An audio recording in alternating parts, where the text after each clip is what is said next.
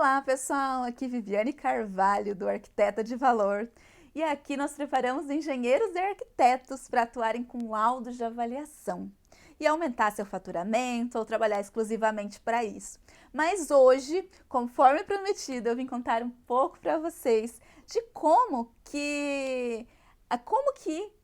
a área de laudos de avaliação deu um start na minha vida, na minha carreira. Eu fiz arquitetura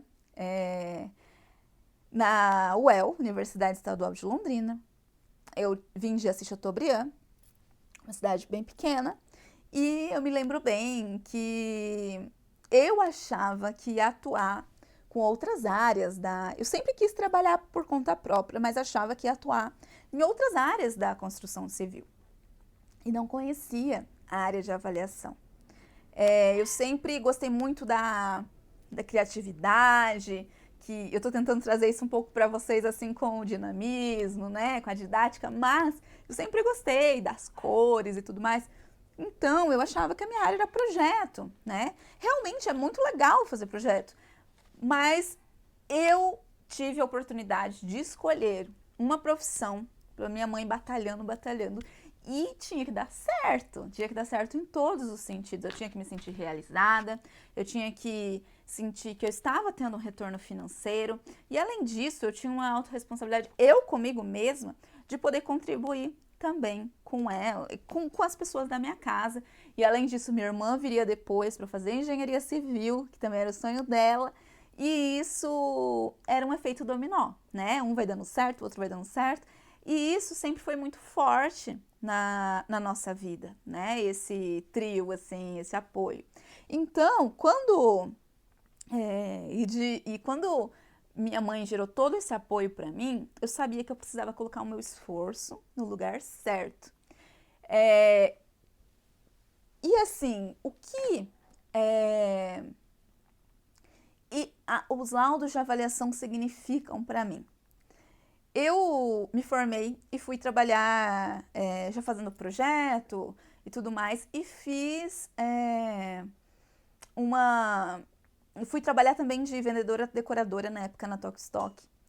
E isso era o que dava o fixo ali para pagar as contas. Eu trabalhava de fins de semana, part-time, e isso era o que dava para pagar as contas fixas, então me dava uma certa segurança, ao ponto de poder trazer a minha mãe para trabalhar também aqui em Londrina, onde eu moro hoje. Continuo morando, eu já morava na época.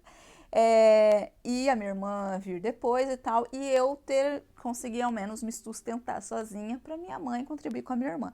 E isso foi uma base muito forte para mim. Então, eu sempre precisei, e me orgulho bastante disso, de ter um olhar muito atento às oportunidades, a fazer aquilo que os outros não estavam fazendo, né? Mas o anjo da minha vida foi uma amiga que já trabalhava com laudo de avaliação e me incentivou. Falou, tem tudo a ver com você. Ela estava certa. Ela trabalha hoje ainda com laudo de avaliação. Mesmo que mudou de estado, continua atuando. E foi quando eu busquei me habilitar, me especializar e tudo mais. E foi uma virada para mim, porque eu até estava conseguindo uma rotatividade de projetos nos primeiros anos de formada. Vamos dizer, dava para viver assim, legalzinho, mas não era naquele ponto que eu queria estar durante anos, né? E eu percebia que estava muito difícil de crescer, porque vocês sabem, dependendo da área que a gente trabalha, fica muito difícil delegar, fica muito difícil otimizar as tarefas. Quando depende muito do seu trabalho braçal, você tem mais dificuldade em potencializar isso, em gerar. O corpo humano tem um limite, né, para trabalhar ali. E quando você faz projeto, acompanha a obra, enfim, você tem um limite que você aguenta. E às vezes, esse limite é o limite de quanto você pode ganhar, chegar a ganhar. Então, eu meio que estava atingindo ali o meu limite, sabia que eu estava dando tudo de mim, mas parece que o retorno não era o que eu esperava. E eu nunca fui iludida, nunca saí da faculdade iludida, mas também não saí frustrada. Sempre fui bastante pé no chão nisso. E quando eu me habilitei realmente, comecei a trabalhar com instituição bancária, fazendo laudos de avaliação, se antes foi uma virada, porque se antes eu ganhava, tava tirando, sei lá, 3,5, 4, fazendo projeto por mês, porque eu parcelava os projetos para ter para saber quanto eu ia ganhar pelo menos nos próximos meses, para ter um panorama geral. Eu me lembro que nos primeiros tempos, eu passei de 3,5, 4 a faturar 12, né? E isso, assim, foi aprovada e logo depois comecei a ganhar desse faturamento. Então, meio que triplicou o valor que eu ganhava. Isso, para mim, foi muito significativo. Foi muito significativo. Acabou que criou um significado muito grande, porque ali eu consegui...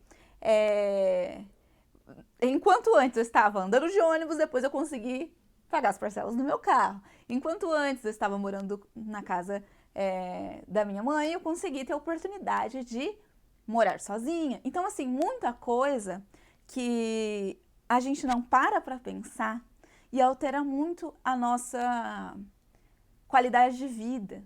Tira um óculos escuro da nossa cara. É possível. Então, o que é pouco falado é que existe outro caminho. Você não precisa...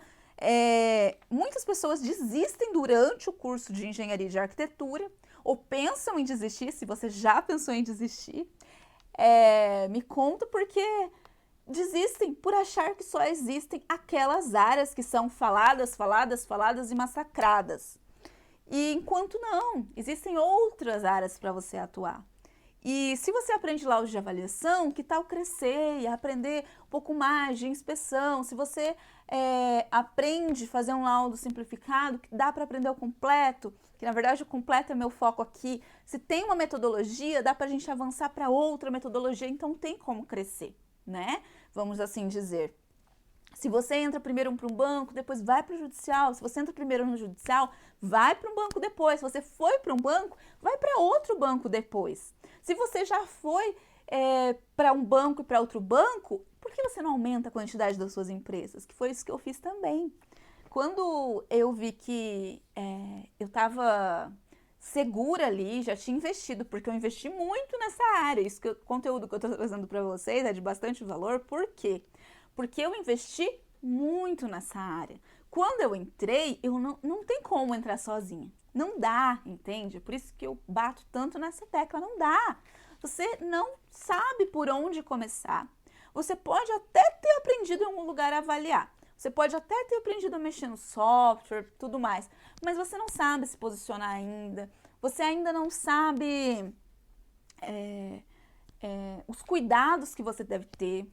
Qual o respaldo que você tem que ter para se proteger? Que palavras você usa para isso? Como você coloca isso? Onde você coloca isso?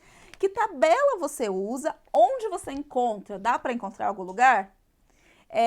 Eu que sou da área, se eu procuro alguma coisa na internet, eu não encontro. Não encontro. O que eu tenho de material assim que dá realmente sustentação para o nosso trabalho das equipes são materiais que foram sendo adquiridos ao longo do tempo.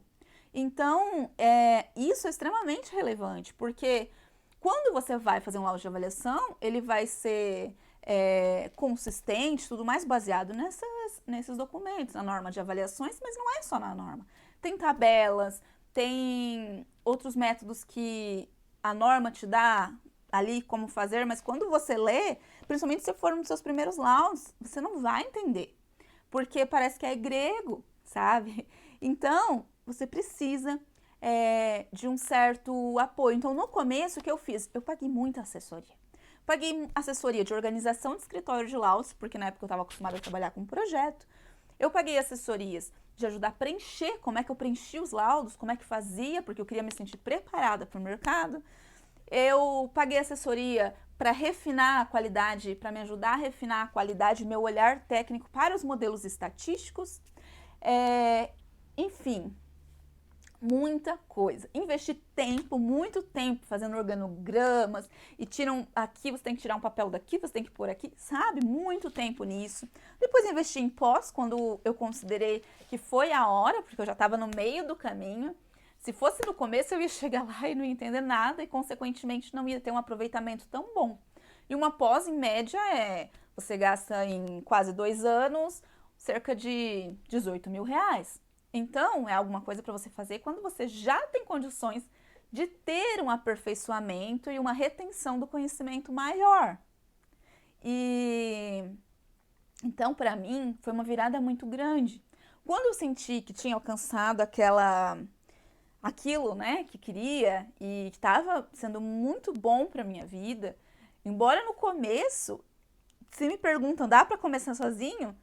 Assim, dá para você começar a fazer o trabalho com as suas próprias mãos. Você botar a mão na massa, dá. Mas você precisa dessa comunidade que já atue com isso, que transpire isso, que quando surgir uma vaga vai saber que você trabalha bem, porque quando você acha que não está sendo observado, você sempre está, né? Muitas vezes surgiram vagas ou nas minhas empresas, eu me lembrei de alguém que estava comigo em tal lugar, e foi aí que eu encaixei essas pessoas, né? Então, a área de avaliação é uma área que pode ser um trampolim para você chegar onde você quer. Às vezes não é só o faturamento maior que você quer, não é só ter uma vida mais tranquila, mas isso talvez signifique algo a mais para você. E eu te convido a refletir sobre isso. O que isso significa para você, né? No meu caso, significou eu ter mais independência, significou poder contribuir, né? Retribuir aquilo que a minha família contribuiu comigo, significou muito, né? Dar uma maior segurança financeira, mas para você pode ser outra coisa, né? Você é único. Então, o que isso significa para você? Significa pensar como esse Réveillon, né? Todo mundo passou meio trancado em casa, ou pelo menos deveria. Mas assim, significa onde você vai passar as férias do próximo ano ou do outro ano, como é que é, né? Tudo vai depender do quanto você está disposto a encarar uma nova área e a se enfiar de cabeça, o quanto você está disposto a ousar, que é um dos nossos valores muito grandes no Arquiteta de Valor, ousadia. Com cautela, segurança, todo o respaldo e proteção possível, mas seja ousado para desbravar uma nova área que pode ser muito rentável e o trampolim para a sua carreira.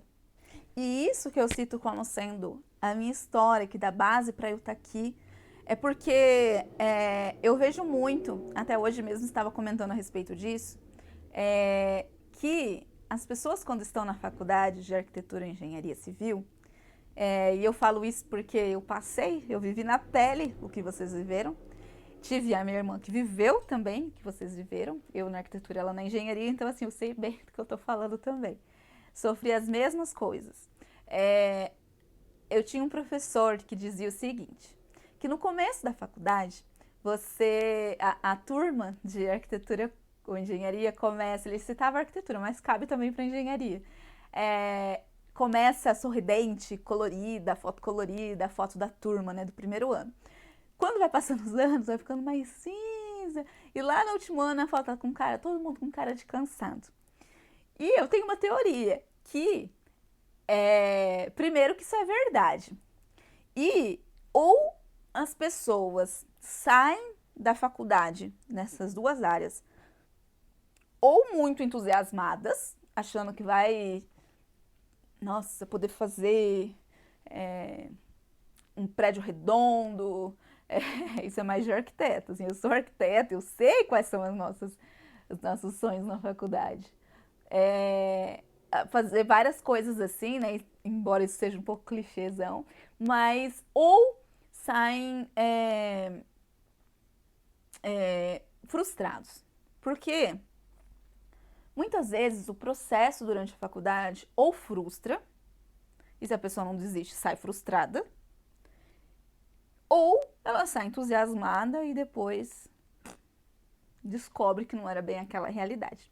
Então, assim, o que é a minha intenção? Chega de gente frustrada ou gente iludida. O que a gente quer é gente que se depare e entre preparado de verdade no mercado. um mercado que possa dar o espaço para o qual você se preparou. Então, eu conheci muitas pessoas, pelo menos da minha turma. Olha, teve gente que saiu da faculdade na época e foi fazer pão, teve gente que foi vender outra coisa, assim, e nada contra isso. Se é isso que está fazendo a pessoa feliz, perfeito, entende? Mas quanto investimento de tempo, energia que você coloca durante um período de faculdade? E para sair achando que não existe outra área para atuar, né? Logo que eu fui com a minha primeira empresa, eu fui habilitada em banco, eu me lembro que, assim, eu tinha acabado de sair o resultado, eu ia começar a receber serviço na época dali eu não lembro se era uma semana ou 15 dias. E eu me lembro que eu estava me cercando de todas as seguranças possíveis para fazer um bom trabalho. E eu estava no terminal de ônibus rodoviário e eu me lembro que eu encontrei um amigo meu que tinha feito faculdade comigo. E nesse terminal eu falei para ele assim: olha, eu me habilitei em tal área e ele não sabia que existia. Ele não sabia. É, eu me habilitei em tal área, né? E eu paguei várias assessorias, várias coisas e tal. E deu certo, eu vou começar a trabalhar com isso, tal dia e tal. E eu queria conversar com você. De repente, você pode ficar no lugar onde eu trabalhava anteriormente, né? Eu lembro que a primeira pergunta que eu fiz é: quanto você está ganhando? Eu sou empreendedora e quer saber quanto você está ganhando, né? Quanto você está ganhando? E eu me lembro que assim, ele falou uma coisa na época que continua me indignando até hoje em outras pessoas. E é isso, por isso que eu tô aqui. É um dos motivos pelos quais. Não é o único, mas é um dos. Eu me lembro que era uma coisa assim de menos de R$ 2.000. Era pouquíssimo, não sei se era 1.700. Eu não me lembro exatamente. Mas era pouco, sabe? Para trabalhar o dia todo. E eu me lembro que eu falei assim: nossa, mas eu tô trabalhando ao fim de semana e tal dia e tal. É, sem ser na área de arquitetura, que eu tava aos finais de semana, você não quer ficar no meu lugar lá, já que agora eu vou poder me dedicar inteiramente para a área de laudo de avaliação, e não quer fazer uma parceria comigo? E eu me lembro que nós fizemos uma reunião, nós conversamos e na época nós fechamos uma parceria que ele me ajudaria no começo e em troca, ele me ajudaria, na verdade, durante algum tempo, algum bom tempo. E em troca, como uma forma de pagamento, eu ofertaria o conhecimento que eu tinha adquirido investindo tanto naquele período. E, e tudo que eu viesse a aprender naquele ano, que isso seria compartilhado com ele, que ele faria parte disso. Então ele não teria um gasto para aprender aquela área e que eu o incentivaria e, né, faria o possível para que ele também abrisse um escritório de laudos de avaliação no próximo ano. E foi exatamente assim. Ele trabalhou comigo durante um ano em formato parceria, aprendeu, assim, ele nem precisava ter ficado um ano, mas ele ficou um ano, eu me lembro, e teve, acho que foram uns 10 meses por aí. Aí teve um momento em que abriu um edital bom, mas um edital bom mesmo. E, e eu me lembro que eu falei: agora você vai? E ele falou: não, acho que eu vou no próximo. Eu falei: não, você vai agora. Ele brinca até hoje que eu empurrei ele, né? Que é o que eu tô querendo fazer aqui com vocês, sabe? Que depois, vai agora, sabe? Por que depois? É medo? Não, eu tô aqui, vai, sabe? É, e ele foi. E, e assim, foi lindo. Eu me lembro que no dia que ele recebeu, assim, o posicionamento do serviço, começou realmente a receber serviços para atuar com avaliação, nós pusemos um cartaz na porta, né, do escritório, comemoramos e tal. porque a gente sabia que ali estava mudando a vida dele, né? E tudo que ele precisava de checklists, de tudo, é, olha, eu diria assim que as chances de ter algum erro que impedisse e essa nova porta de ser aberta para ele, pelo esforço dele também de estar ali, né, topando fazer isso, eu acredito que reduziu assim, tipo, 90 e tantos por cento. É, sozinho eu acho que seria muito difícil. E eu sou muito grata por esse tempo que ele atuou comigo. Foi uma troca muito legal. A gente se fortaleceu muito enquanto empresas. E ele continua atuando. E o que eu disse para vocês, que é possível sempre crescer. Ele já abriu uma outra empresa, ou seja, ele já atua com 2 empresas de laudos de avaliação. Aconteceu a mesma coisa que aconteceu comigo com o faturamento. Se antes ele ganhava lá, como eu disse, né, uns não lembro exatamente, mas era menos de R$ 2.000. Ele, provavelmente, o mês que ele deve ter faturado menos, ali já, quando já estava, né, atuando realmente com laudo de avaliação, deve ter sido 7, mais ou menos. E com certeza já teve meses que ele atingiu até 15 mil. Então, assim, é estar disposto, né? E ter coragem em olhar para uma nova área. Isso requer responsabilidade, compromisso? Sim, claro, né? Muitas pessoas não entram na área de avaliação também por medo, né? Eu já vi pessoas até fazerem pós mesmo e depois não ter coragem de fazer laudo. Medo de se posicionar, mas não vale a pena viver em cima do muro, né? É sempre mais válido você alcançar objetivos maiores, né? E fazer valer a pena mesmo. E o que acontece muito é que quando as pessoas buscam entrar sozinha, descobrir sozinha na área, leva muito mais tempo. E mesmo que leve mais tempo, assim, eu acho que se eu tivesse sozinha, teria sido incrivelmente difícil, sabe? Porque não, não tem abertura. É essa a questão, não tem abertura. Por mais que pareça, em alguns momentos tem materiais e coisas que não tem. E muito do que acontece, dos grandes tropeços dessa área, né, os grandes obstáculos nessa área, é que quando você está nesse ponto de precisar fazer do zero, não tem problema se você nunca fez um laudo de avaliação, se você não sabe fazer um laudo de avaliação, porque quando você está aqui e você quer chegar onde eu estou mostrando para você que é possível, você vai se deparar com uma rota, com uma, vamos dizer, um mapa para chegar até ali. Porque quando você nunca fez um laudo de avaliação e que você pode dizer, poxa, nunca fiz, não tenho servo e tudo mais, tem como escolher um imóvel, criar um laudo de avaliação em cima dele. Poxa, pega alguém que possa estar precisando de um laudo de avaliação para o imóvel dele, ou que seja um conhecido seu, parente, melhor não, mas por conta de, né, é uma profissão muito imparcial, né? Mas pega um conhecido, faz um laudo para ele, sabe? Faz o seu trabalho, cria um acervo para você. Você não vai estar ganhando por aquilo, mas você vai estar construindo um acervo que vai ser a sua carta de apresentação para o mercado. Então, sempre tem um jeito, sabe?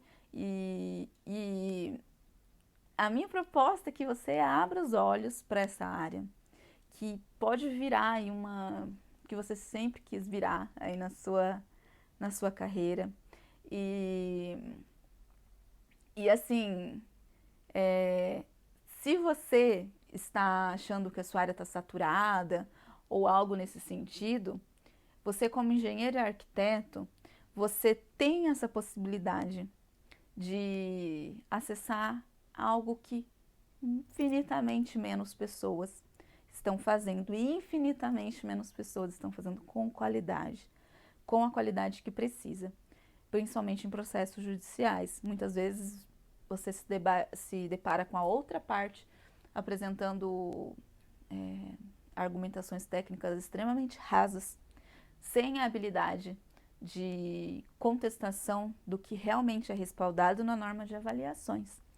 E aí é uma área nossa, é uma área que nós precisamos bater no peito e falar, eu sou avaliador. E onde muitas pessoas erram no processo de construção de carreira de avaliador é sair de um ponto às cegas, né? Sem um mapa daquilo. Porque quando você vai... Existe um passo a passo, né? Quem tem experiência com isso já sabe esse passo a passo. Então, assim, quando você se depara, por exemplo, com um edital para engenheiros, arquitetos, para fins de credenciamento, para atuarem com laudos de avaliação, primeiro que credenciamento é diferente de concurso, certo? Mas existe uma estabilidade sim, porque a maioria dos editais tem 5 anos de duração. Então, poxa, enquanto você em outras áreas da construção civil tem uma previsibilidade, aí que é algo tão importante para a gente relaxar um pouco, né? Você tem uma previsibilidade de, sei lá, meses, você trabalhando com avaliações, você sabendo fazer, você... porque não adianta nada não entrar preparado achando que vai aprender lá dentro, porque não vai. Lá dentro todo mundo parte do princípio que você já sabe, entrou pronto, né? Então, se você sabe fazer e se prepara e entra, você tem um contrato de 5 anos pela frente. Você pode ter um contrato de 5 anos num banco, 5 anos em outro banco, né? 5 anos com uma empresa, 5 anos com outra empresa, né? Lembrando que você não pode ser o responsável técnico em bancos de mais de uma empresa, mas você pode ter um responsável técnico, como eu tenho mais 2 responsáveis técnicos, ou seja, foram gerados mais 2 empregos para eles, como engenheiro e arquiteta, e ainda assim, isso é excelente para as empresas. Então, quando você sai às cegas, quais são os seus tropeços na área de laudos de avaliação? Além dos judiciais, né, que é se manchar como profissional se fizer algo errado, na parte de bancos, é como eu disse, você nem entra. Então, se você vai às cegas, o que eu percebo no que eu me deparo com a realidade de outras empresas, às vezes, sai uma coisa tão pequena, por exemplo, quando você não está de olho nessa área, você pode perder um edital, que pode te custar muito caro, você pode não entender a forma como um edital vem escrito, ou seja, não entender quando ele vai fechar, não entender se ele vai reabrir, porque tudo parece grego mesmo. Até a gente costuma ler mais de uma vez. E os editais de banco são bem parecidos um em relação ao outro, o material que você tem que apresentar é muito parecido. Quando você está às cegas, você não consegue entender muito bem quais realmente são os documentos e gasta muito tempo onde é que você tem que ir para gerar aquilo. Você não sabe se tal documento é online, se tal documento é presencial, quanto tempo demora para sair. Muitas vezes você acha que o documento é válido por 1 ano por não ter data de validade, mas daí ele é válido para aquele edital, ele é válido só por 90 dias. Então, assim, uma coisinha dessa que vai errado já zica tudo. Então, você precisa ter um checklist. Em alguns momentos, tem alguns editais que citam o órgão unificado para deixar todas as certidões, que é o SICAF, Sistema Unificado de Fornecedores. E as pessoas acham que é só necessário os documentos que o SICAF exige, mas além daquele tem outros documentos que precisa estar no seu checklist. Você precisa saber fazer uma conferência de um checklist. Você precisa saber quanto tempo demora para sair cada certidão. Você precisa saber quanto tempo antes você precisa ter uma empresa aberta. Você precisa saber se você realmente precisa ter uma empresa aberta. Que tipo de documento e quanto tempo você demora para um registro PJ. Que isso talvez você já saiba, talvez você já até tenha. Se você vai colocar um outro profissional para atuar junto com você, para ser o atuante realmente, e que entre ali preparado para o mercado, se você não tiver tempo, você escolhe esse profissional. Como é que funciona cargo-função? Como é que tem que ser feito esse contrato para fins de aceitabilidade? São tantas coisas. Como é que tem que ser o seu laudo, que vai ser a sua carta de apresentação?